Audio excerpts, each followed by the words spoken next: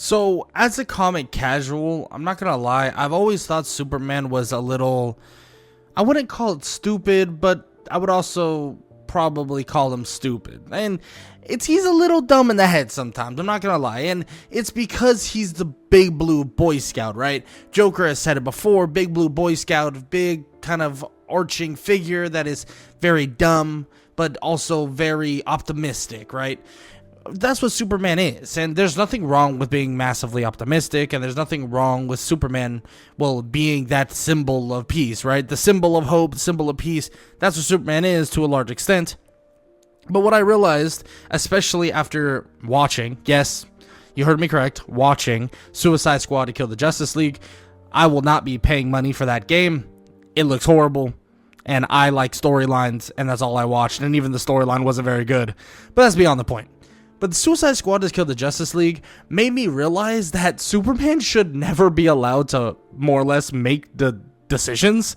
And I just want to start with that Superman himself, because I'm going to be talking about 3 different Supermen. Two that you would actually know of, most likely, because I've talked about them on this channel. And one that is a little bit more comedian or comic like, and we'll talk about that when I get to it. But I want to start with Suicide Squad to Kill the Justice League, Superman more or less taken over. The concept is for Suicide Squad to Kill the Justice League obviously is just the Justice League becoming evil, and let's be honest, that's so original. Ha ha ha. Yeah, it's not the most original thing in the world, I know. Okay, that doesn't matter though. We have basically the Suicide Squad hunt down or face down Green Lantern, Batman, The Flash, and even Superman, like the video has said. We actually don't fight Wonder Woman. Good person. Wonder Woman's actually not controlled.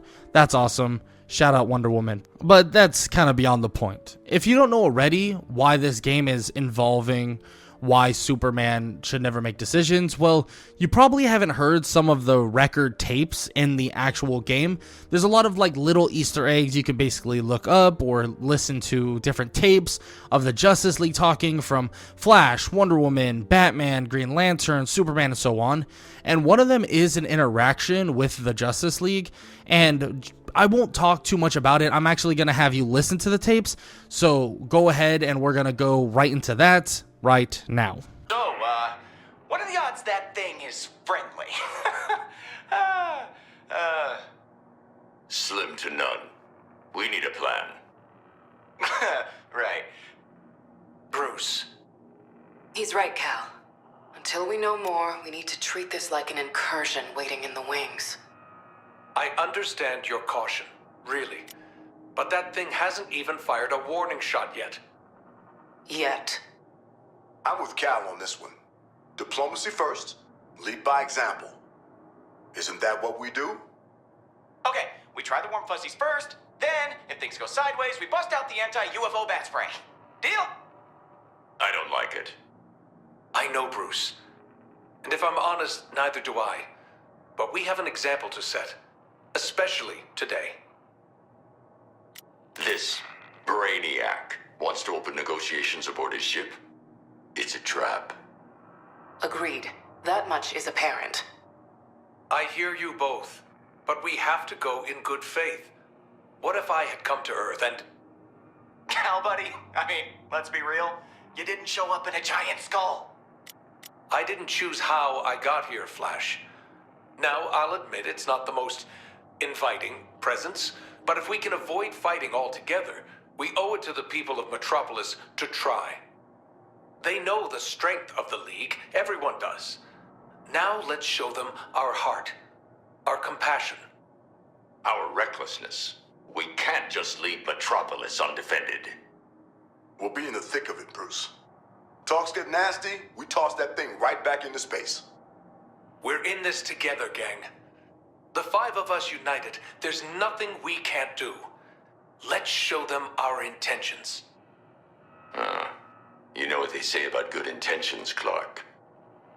Okay, after you heard those clips, I mean, I think you can understand where my sentiment goes in terms of Superman not being allowed to make decisions. Because, well, there's a clip after the fact, I believe, that more or less talks about them getting captured and so on. But I won't play that because I can easily just explain, and we all know that they for the most part, get captured. But this is what leads up to their capture, right? We have them talking about this giant skull ship, right? Is it okay? Is it a threat? Is it this? Is it that? And it feels as if Superman is kind of leading them in the direction that probably isn't the best. It feels that they're leading, or he's leading them in a direction of lack of caution. And you might say, oh, well, he says that he understands the caution. But he says that, but then proceeds to not worry and actually not maintain the caution. And frankly, he kind of endorses the idea that they'll be able to more or less walk in that ship and be just fine. That nothing bad's going to happen, that they're the Justice League.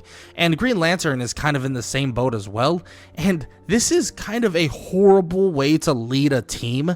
This idea of invincibility. Not everybody on the Justice League is invincible.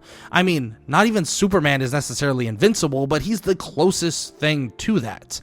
But why is he leading them in the way of, oh, let's just go in and we'll figure it out from there? That just feels like there's a massive gap in judgment, especially when you have someone like Batman, like Wonder Woman, especially this Wonder Woman, that is a lot more analytical, knowing what the price of war is, and so on and so forth. It is definitely a scary thing to hear Superman say these things, and Superman ultimately will create and make the decision for them to go on Brainiac's ship with no preparation at all. No failsafe, no backup, no nothing. And of course you could say, oh, I mean, this has a lot to do with Arkham Batman not being prepared, or like a lot of you probably will say, that this version of Arkham Batman, there is no way in hell he would allow them to do something like this. And I'm gonna be honest, I do agree. I don't think this should be in the Arkhamverse. I just don't believe Arkham Batman would ever put them in this situation. But at the end of the day, Superman is the one that led them to this situation, and it would, of course, lead them to get captured, or leading them to get captured and be completely and utterly controlled by the one and only Brainiac. Like, how do you not have the greatest and single most greatest detective, the master of prep time, on your team not making the main decisions? That makes no sense. It's as if you're trying to make these decisions based on only morality, and that's it. And that's a horrible way to approach things, especially when Superman is basing all of his decisions off of mass amounts of optimism and this idea that, like I said, they're invincible, which they're not, which we've seen, and in Suicide Squad to Kill the Justice League, it has proven. They're not invincible, and they're very susceptible to mind control, and that's exactly what ends up happening. And that's just one example of Superman more or less leading his team into ultimate failure, or making a decision that was absolutely horrible. And yes, I know some of you will say, well, the writers made that decision, but yeah, you are correct. And I guess if you want to get that deep into it, of course the writers made that decision. But at the end of the day, Superman, if you look at it like you're just watching a TV show, or you're just watching this thing unfold in real life, Superman made that decision, made the decision to go in front of Brainiac, underprepared, more or less not ready at all, with no caution, no warrant, no nothing, and, well, you get what you get. And that's mind control, and that's a takeover, and more or less that's Superman kind of sacrificing his entire team, and that's more or less what happens when they all end up having to die. Of course, there's a whole theory on the clones, but we won't talk about that right now, because I want to talk about how this Superman's not the only one to make stupid decisions, because there's other Supermen that make dumb decisions, and this next version of Superman may not have led his team to be mind controlled by a green alien, but it actually be massively affected because of an absolute clown, or a literal clown. That is obviously Injustice Superman, which he's more or less lost most, if not all, of his humanity when being tricked into killing his loved one and also unborn child. And this is something I've talked about quite a bit on this channel in terms of Superman himself. And this is a Superman that obviously has made massive amounts of let's just call them incorrect decisions. And yes, you could say, and I've said before too, that Wonder Woman does have a massive impact on some of these decisions, but Superman is a big boy himself and is a grown man. So after he kills the Joker and more or less wants to stop crime entirely, there is quite a few people that follow along right behind him. And, well, you see people like The Flash, Shazam, Green Lantern, who I want to talk about briefly in a second, but we have these people that are normally from the Justice League that don't actually abandon Superman and actually stick right beside him, allowing him to make all the decisions in terms of creating quote-unquote world peace by literal tyrannical control.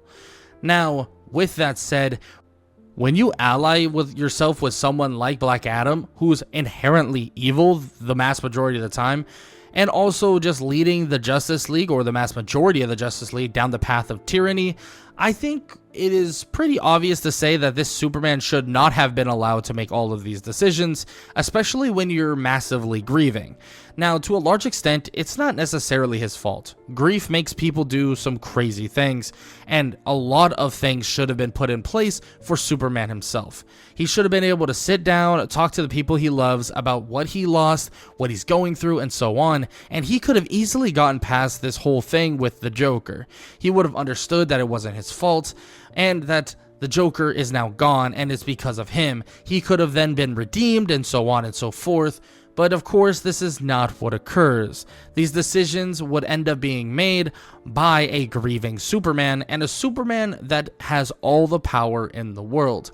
A Superman that believes that he can more or less clear out all crime as much as possible, like I've said before, and lead the Justice League down the quote-unquote right path, making the regime. And this leads them down a path so much so that we have a Hal Jordan become a Yellow Lantern. Yes, to gain the power of fear and use it in tyrannical rule. I've always found this to be a crazy pinpoint in Superman's more or less realm of control. He more or less had these lanterns become Yellow Lanterns so that they could utilize the fear that these people all around, the people that they're supposed to save, by the way, actually fear them so much that they're going to have even more power than a Green Lantern would, because of how much these people don't really see them as heroes anymore.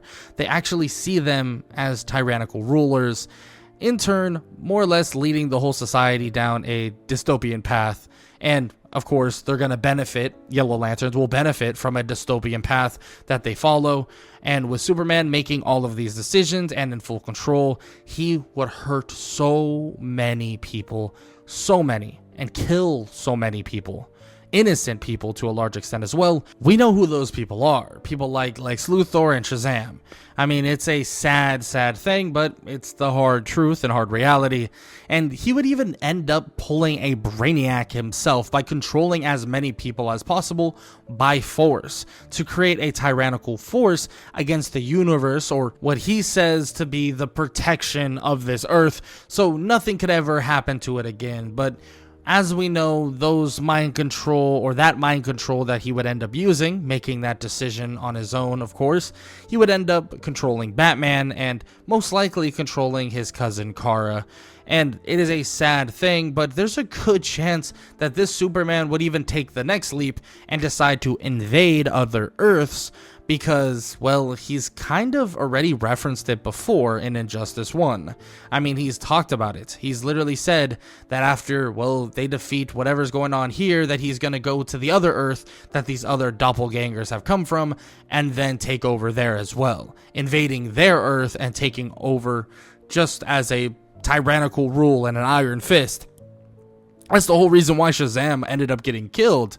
I mean, it's a scary thing, but with all that power, there's no telling what Superman truly could have done and can do, even outside of the decisions that he more or less was allowed, or were allowed, to make throughout this time. Now, these two were pretty sad. I'm not going to lie.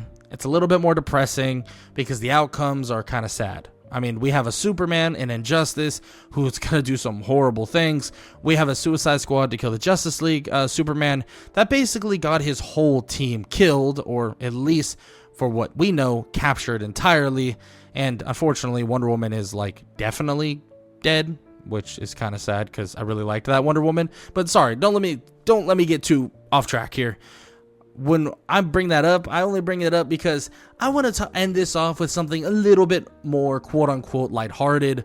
It's not that lighthearted, but it's a little bit more lighthearted compared to these. It's actually a comic that I came across, and it does involve Superman being allowed to make these stupid decisions. And this comic is definitely an odd one, but like I said, I would love to dive into it. So I'm not sure what this comic's name is necessarily, but the only thing I found in terms of a label would be Superman's pal Jimmy Olsen. That's basically what I found it as, and it's by Otto Binder. And Superman adopts Jimmy Olsen for the sake of a prophecy by an oracle. And you might be wondering, well, what's the prophecy? Like, why would he adopt someone based off a prophecy, and why is this decision a bad one? Well, this is where we kind of get into the whole Superman isn't the smartest in the head thing, because he would just flat out make the decision that he understands this oracle's prophecy. The prophecy would more or less read that he would, on June 17th, destroy his own son. Now, he makes the decision, he does, to more or less adopt Jimmy Olsen and treat him like absolute shit. Yeah, literally would treat him like absolute garbage, going as far as more or less destroying a gift that he would give Superman, and he would more or less kind of do horrible things to Jimmy Olsen, just indirectly, nothing like crazy or anything like that in terms of like, oh, he's gonna physically hurt him, but just be a complete asshole to him all the time. And it could be indirectly, directly, and so on and so forth. It's pretty messed up, and frankly, throughout the whole thing, it definitely throws me for an entire loop. I mean, he literally adopts this kid and then kind of goes, oh, well, I'm going to like treat him like garbage now. He basically is like, oh, I'm going to show you this fortress of solitude, and now you're allowed to look at everything and do things. And he even kind of tells him like, oh, go ahead and shoot that gun over there, or that laser with laser bolts or lightning bolts. And then he immediately is like, hey, I didn't say you could do that. You really shouldn't do things without others' permission. And Jimmy Olsen's like, well, you literally gave me permission. That doesn't make sense. And it kind of continues to spiral more and more with these horrible things that, well, you know, Superman would end up doing, kind of just, you know, miscellaneous things that would make things worse and worse and worse. And eventually he would learn of basically what this so-called prophecy truly meant, and it would actually be the actual sun. It would be more or less the sun for planet Superman, and Superman would end up realizing that he didn't actually need to treat a kid like complete garbage, and they end up kind of reconciling, and he's like, but even if I'm not your son, I'm still your boy pal, right? And he's like, nothing will ever change that, Jimmy. Yeah, not gonna lie, it's probably the weirdest comic I've ever read, and it definitely made me question some things, because I don't know how Superman could be that dull in the head. I mean, you hear a prophecy and you don't question any further. You're just like, hey, let's make the direct decision to treat a child like garbage. Yeah, doesn't really make sense to me, at least not to a large extent. But those are some of the reasons why I believe Superman should never be allowed to make decisions, like ever. I mean, sometimes I feel like you should just have someone else like Batman or someone else that is very intelligent make these decisions for him, or at least he should have some sort of consulting before he does things on his own, because this dude is, I feel like, known to do some stupid things. Well, at least that's what I think from what I've seen so far in a couple comics and also movies and games of different Supermen. With that said, I hope you all enjoyed the video. If you have any suggestions, or you think, hey, this is Superman being even more stupid, or this is Superman making horrible decisions and so on, leave it in the comment section below. I would love to hear what you guys have to say. Or maybe you think, hey, you're being over-exaggerated, or you're over-exaggerating it. Superman's not that stupid. Like, check out this, check out that. I love hearing the comments or I love hearing your guys' comments on my videos. So as always, if you enjoyed, leave a like, leave a sub. Like I said, comment down below. And if you enjoyed this video, YouTube thinks you'll most likely enjoy this one. So you should go ahead and click it because it helps me grow the channel. I appreciate it. Later.